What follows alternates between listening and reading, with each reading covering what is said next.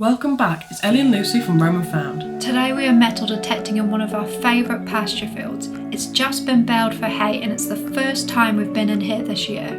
Today's video is sponsored by the award-winning podcast network and online history channel History Hit, who will be helping reveal more of the hidden history within our finds later on in the dig. So let's get into it.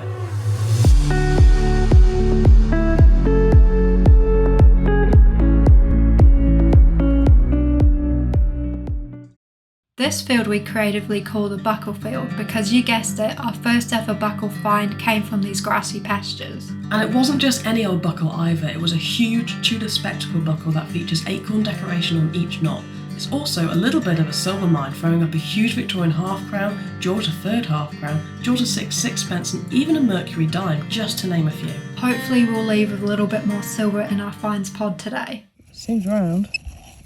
What do you think it's going to be? Oh, we got. What was that, lead? Something lead, a lead but disc. Decorated. Is it decorated? Like kind of looks like a. Oh, should I have a look? Do you think it's like a lid of something? I don't know. Should I have a little look? Quite pretty. It's got these little notches in it, hasn't it? Yeah, kind of reminds me of a flower. Yeah. First find, and we have absolutely no idea what it is. I've done extensive research and I've been able to find nothing. Is it a seal? Is it something like what is this? If anybody has any idea, please leave us a comment below. It's got some 20s.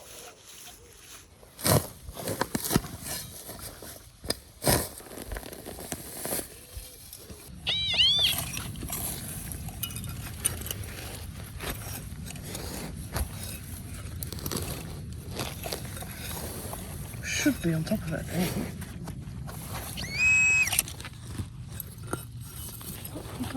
Oh, there we go. First coin. First coin of the day. What we got? Oh, it's a nice little one, look. Who do you think's on there? So we'll bring her out, see if there's anything left. Yeah. First coin. Looks quite toasted. Looks toasty.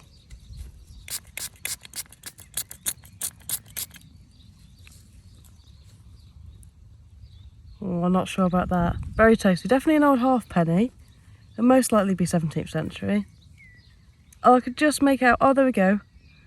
Bus facing left. Oh yeah, I can just see it. Probably going to be George II. Oh yeah, I can see him a little bit. Can you see him a little Yeah, bit? just see his profile there. So I think that's very the profile. faint. Our first coin find to kick off the day. And it turns out to be a rather toasted George II penny. And this toastedness is not very surprising, and that is because it comes from the 18th century, a time where Britain was undergoing a massive change, which was of course the Industrial Revolution. Transport was massively improved, there were new turnpikes, canals, it was much easier for people to travel and trade, but their change simply could not keep up with all of this. The coinage was in crisis. Very few new coins were being minted due to the economic pressures of war, and what was in circulation was so badly worn that tokens, foreign currencies and forgeries polluted the circulation. Counterfeits at this time was such a problem that it was actually an offence punishable by death. In fact, for female counterfeiters, the punishment for coining, which was what it was known as, was to be executed by burning at the stake. This was a rule right up to 1790. We've got some really high 20s on the VDI. Do you think we're going to find another coin? What do you think it is? It might be a coin. I'll open a big coin. Oh, I can see I green. can see green. Oh, I think you might be right. That looks like a big coin. Something quite big down there, look.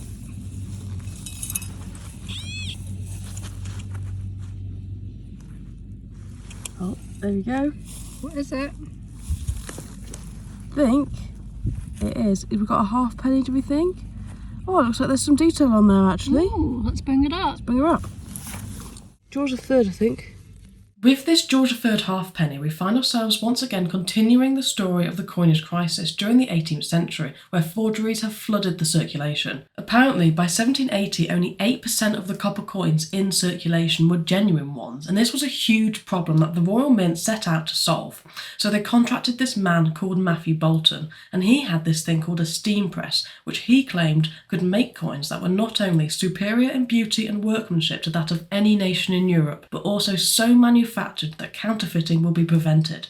This coin that we found here is actually an example of such a coin minted by Matthew Bolton's steam press. Whilst we're digging deep into all this history, here's a quick word from this video's sponsor. History Hit is an award-winning podcast network and online history channel where you can stream and download hundreds of hours of original history documentaries anywhere, anytime, and on any device. Brought to you by expert historians such as Dan Snow, Professor Susanna Lipscomb, Dan Jones, and many more. And covering a huge variety of topics right from ancient history, world history, American history, to even modern history and present-day current events. Not only do they already have hundreds of hours of expert-led programs, but they add 2 more every single week. We've been using History Hit behind the scenes to delve deeper into the history behind our finds and I've been absolutely loving it. We'll be sharing the videos and podcasts that we have watched later on in this video. We're delighted to offer you 60% off your first 6-month subscription with the code RomanFound60. So if you want to go deeper into the history, then check out the link in the description or the pinned comment below. Yeah, 10, 11, 12. What do you think, Ellie? I don't know. You could just see the edge of something.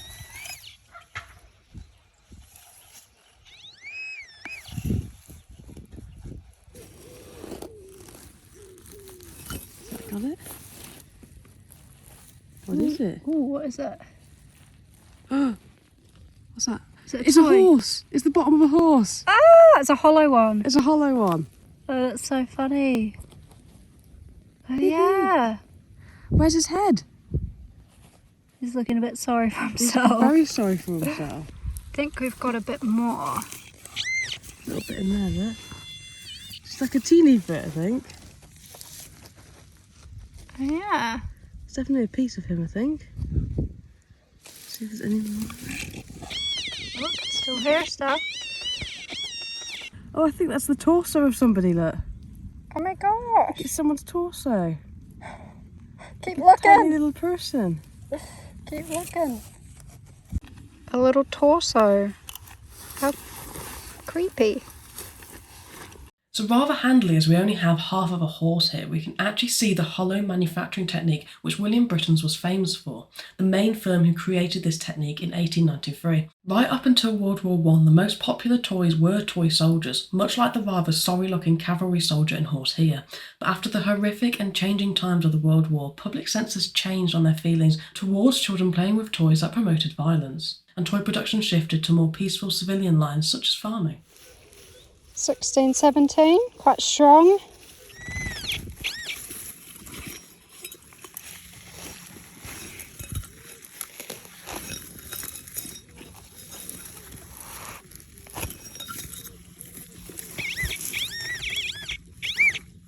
Oh, look, I see green. What is that? Do you see green? Look, Yeah. that's a coin. Look at Who have we that. got? Some lovely Is it a little coins. Vicky? I think so. Might be. Should we bring her up? Get a little Yeah. closer up.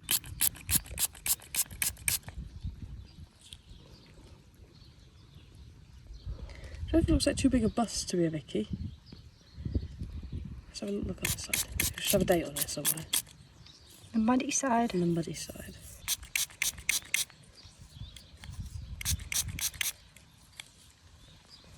See anything? She's looking blank. Oh no, toasted. No. How toasty is she? Well, that bust, it's quite a large bust looking left, which makes me think it might be Edward the 7th. Okay. Which would be only reigned for a short time. So 1901-ish to 1910-ish. Oh yeah, I Or can 11-ish. just see him. Can you just see him if I just like... I can just see him? He's got a bit of a beard, I think. Edward the 7th. pretty toasted though. Pretty toasty. Not much of him left. Something to fill up in there. That's what I like to see. If you're loving our digging adventures, please remember to hit that subscribe button and follow our channel. Got 18 to 20, 21. Let's see what that is. Can you hear it, Ellie? No! Ooh. Do I need to have another swing over it? See something in that. Let me come here.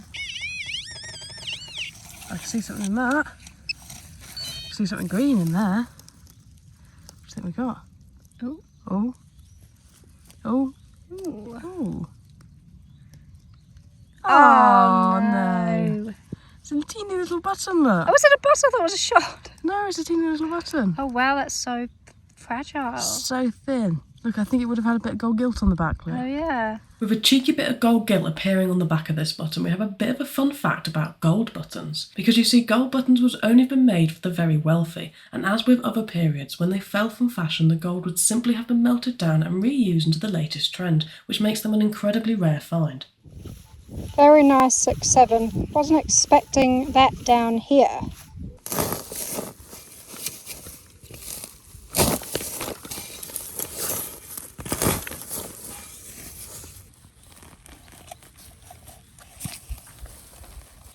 Getting closer. What have we got?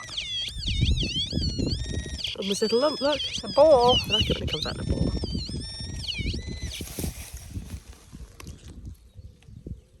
Oh, there's a little something in there. Oh, what do you think? What are you going to go, Come? Ooh. Oh, button. Is it a button? Yeah. Is it another one like the last one? Oh, look at that. Oh wow. Nice little shiny one. Shiny gold guilty. Teeny little button, there you go. Lovely little signal. Nice little target. Button Couple of number buttons in 2. there.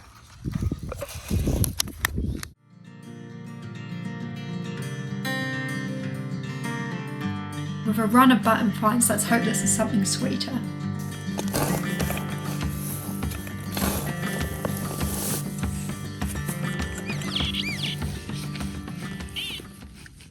Ooh, what's that? What's that, look?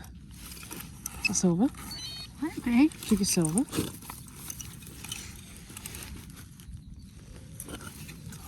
do you think? Looks silver. That's definitely silver. Oh wow. What Is kind it of silver? hammered? I don't know. Shall we get it out? Shall we clean it up a little bit? Yeah, what have we got here? Try it, time to. Yeah. I really hope it's not a button. Oh, it's not. Oh. Is that Queen Vicky? Shall we give it a little spritz? Yeah. Oh. No, it's turning into... Oh yeah, it's yeah, Vicky. it's Vicky. Oh, is it Silver Vicky? What is it? Is it So it's sixpence a or sixpence 3p. or 3p? At last, we've finally added to the Battlefield silver tally. And it's with none other than a Queen Victoria silver sixpence, which dates from 1838 to 1887. All of the sixpences that were issued during Victoria's rule are sterling silver, and sixpence coins like this one up until 1887 feature the young head of Victoria, with those from 1887 onwards featuring a more mature profile. There was even a special sixpence coin that was issued in 1887 to commemorate Queen Victoria's Golden Jubilee. So what do we know about Victoria as a monarch? Well, Victoria was crowned on the throne at just 18 years of age, and she ruled for a grand total of 64 years, a feat that has only just been broken by our late Queen. But rather famously, she is known for only wearing black, a show of her permanent state of mourning after her husband Prince Albert's death in 1861. But whilst he was alive, the ruling couple did a lot of work for the royal family. They did a lot to stem the criticism that they didn't earn their keep, such as going on civic visits to industrial towns such as Leeds and attended military reviews to support the armed forces. They also shared a keen interest in the arts and contributed to one of the greatest eras of the arts in Britain. Victoria herself was a keen amateur artist and often commissioned works from paintings and photographs of her family to chief events of her reign to works especially for Albert himself, from a series of more spicy paintings to a portrait of his favourite dog Eos. Another good little signal, 12:13.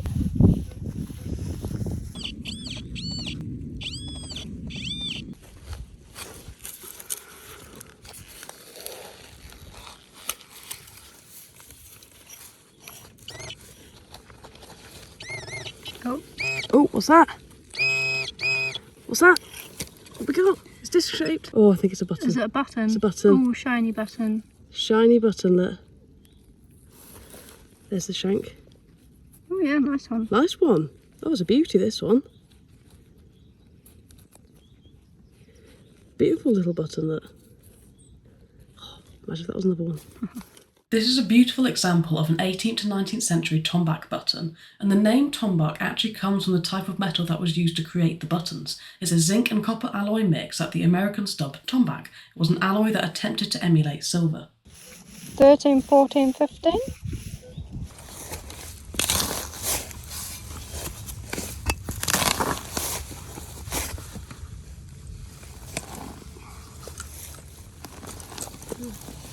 Ellie's hand. Yeah. Oh, there, what is that? The feeling. Oh, what do you think it is? It's not like a little buckle, is it? I don't know. Broken buckle? No. Ah! Another nice handmade nail, I'm afraid. Oh, that was funny. That is funny. Yes, Some no. right angle on it. Very proper angle on that one. 12, 13. Not too bad. What do you think it's going to be? Oh, Or is it a button? is it a button? It's shiny. Big old shiny button. Huge shiny button, look. Wow, so many buttons today. This is a proper dandy button, this one. I bet this would look amazing on a gentleman's Oh coat. yeah. Glinting away. Listen, listen. Wow, huge. Massive guy. What a beast. With button after button find, we're really starting to understand why they called the 18th century the golden age of buttons. And that's because buttons were produced in a huge variety of designs, styles and metals. The main manufacturing centres at this time, and probably where these buttons have been made, would have been Birmingham and London. 12, 13. Hopefully not another button. What's in that?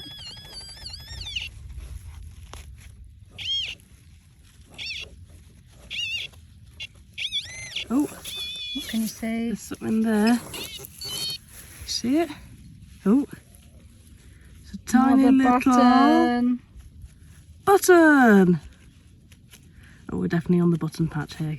Oh yeah. At least they've all got their shanks though, look. And yet another button, and it's no wonder because at this time buttons were used on an incredible number of garments, from coats to waistcoats, pockets, hats, breeches, leggings, cuffs and even shoes. The number of buttons that would have been present on one individual could have been several dozens, and then there were working day buttons, Sunday buttons, buttons galore. We've got some more low 20s, so is this going to be another coin? Let's see if we can just wiggle whatever it is out.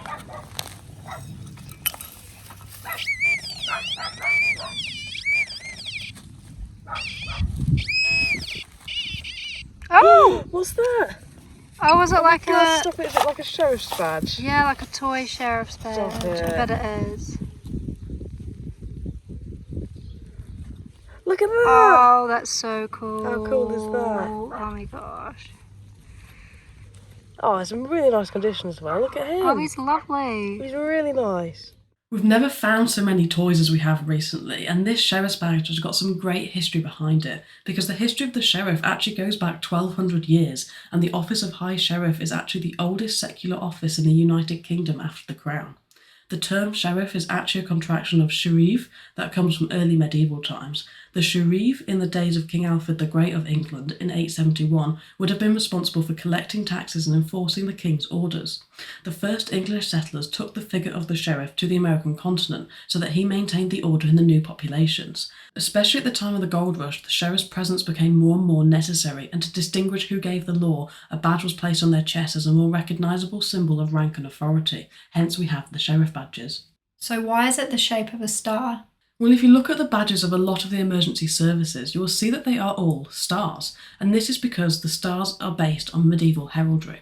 The sign of the star was seen as having magical qualities, and anyone that wore this symbol could protect others and ward off evil influences. A lot of this leads back to the time of the Crusades, and this was because of the face-concealing helmets that would have been worn in the battle by the knights, so they felt the need to cover their shields in unique patterns that would be able to identify them. A lot of these symbols range from lions, and several of them were stars. One particular order that used the star symbol were the Knights of St. John of Jerusalem, also known as the Knights Hospitalia. If you want to learn more about the knights that inspired the use of the star on the sheriff's badges, then History Hit has a brilliant documentary that explains how the Crusades and the orders began. The Knights Templar with Dan Jones.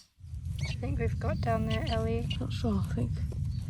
It's a bit like lead. Oh, Oh, oh. What's that? Where is he? What is it? Oh my god, is that a horse's mane? I think it is. Stop Is it, that a look. horse head? It's a little horsey. Do you think it's off the toy? It could be. It was quite far away though. Or is it a different type? Might be a different type. No, not sure. Oh, how sweet is he? From sheriff badges to horse's head, we seem to have hit a bit of a toy spot here, and they're all made out of lead, and that is because children's toys were being industrially produced from the 17th century, and mostly and rather horrifyingly were all made out of lead alloys. The harmful and toxic qualities found within the lead wasn't properly banned until as late as 1966, when they shifted to being made out of plastic, which may have been better for the humans, but not quite so good for the environment. We've almost recovered a whole horse from this one.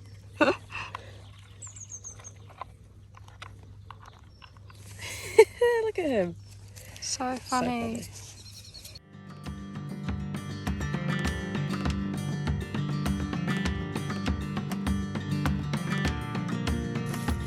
17?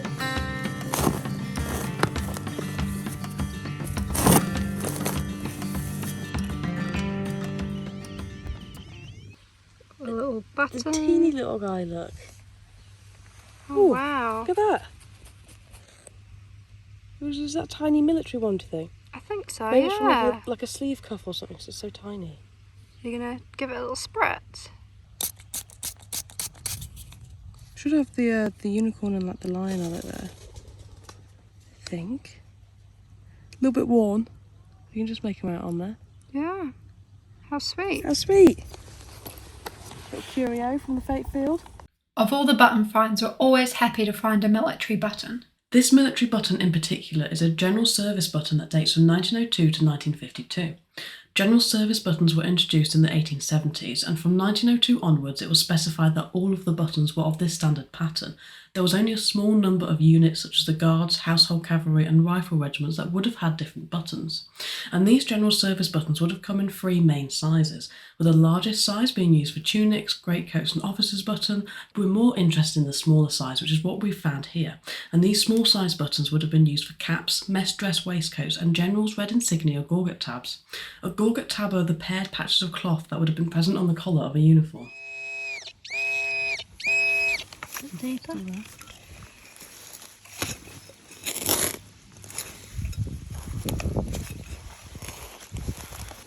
Oh, what's that like? Huge bit of lead. Oh, wow. It's a beast of a bit. It's like a leaf. Yeah, looks like it. That's a bit. Very noisy. There's 26. A little bit of dark boot polish. Made when? Dark boot polish. Some 20s. Nice and soft. Goes on the molehill. I think the mole's brought something up.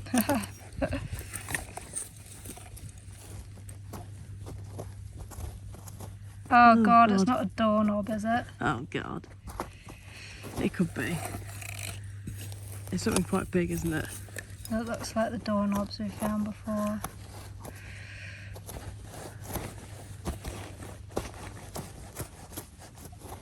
It's looking doorknobby. Mysterious. It was only a 20. Oh. Yeah. Doorknob! There's a squash doorknob. Look at that. So weird that we find these. Huge copper doorknobs. They're still quite shiny back in the day. Yeah.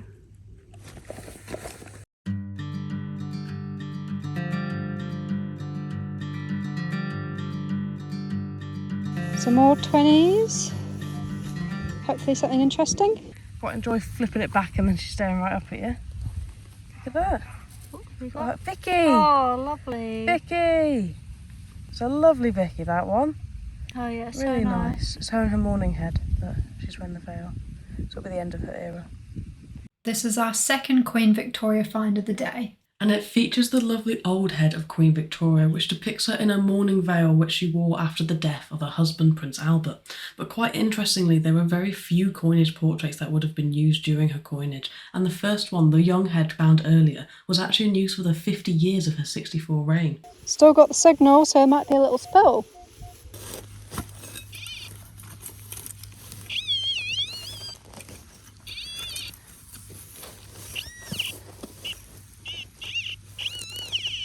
There. What is it? Was it my hand, look, when I grabbed it all out? Do you think it's another Vicky? Is it another Vicky? Yes. Oh, no, it's not. It's an Edward, look. An Edward. Edward the 7th. Do you think from the same spill, probably? Probably, yeah. He was the one straight after Vicky, so they would have been in use at the same time. So George V, actually, look. Oh. He's Georgie.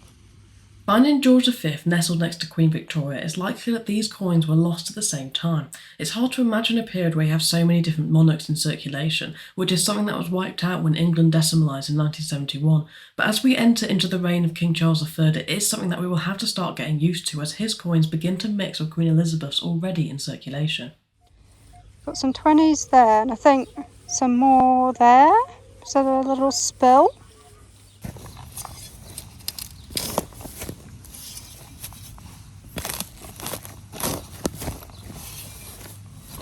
We've just spotted a coin. There's one here, look. Georgie V, George VI, sorry, look. Oh yeah, It's a nice ship's penny, look. lovely. Lovely one, so what else there is? Another signal up here. Oh yeah. Yep, there. Where? There. This one is, it's like a big penny, look, of George V. It's a lovely one. That's a penny and a half. That might be it. I heard 2 signals. Ending the day on a final coin spill, today's dig has taken us through a whirlwind of history, right from the 18th century coin forgeries to the life and reign of Queen Victoria, the symbolism of the Crusades and the importance of the story behind the humble button. We'd also like to thank this video's sponsor, History Hit. And if you're feeling inspired by all of today's finds and you want to learn some more history, then use our 60% off code for your first 6-month subscription to History Hit. The link's in the description. Thanks for watching.